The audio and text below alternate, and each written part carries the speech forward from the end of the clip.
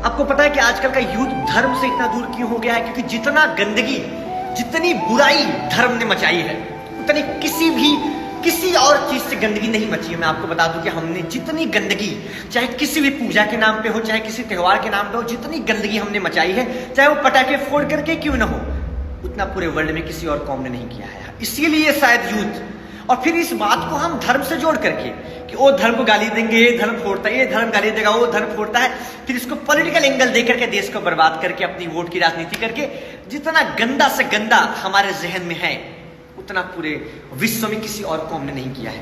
ये इंडिया का दुर्भाग्य है कि हमारा यूथ भी ऐसी गंदगी वाली बात कर रहा है। कम से कम यूथ को तो समझ में आना चाहिए। अपना तो आप जी लोगे, सोचो उस छोटी गौरैया का क्या होगा, उस 2 महीने के बच्चे का क्या होगा, वो सड़कों पे घूम रहे छोटे छोटे बच्चों का क्या होगा, जो पिल्ले होते हैं कुत्ते, उनका क्या होगा। आप तो जी लोगे, तो ज्ञान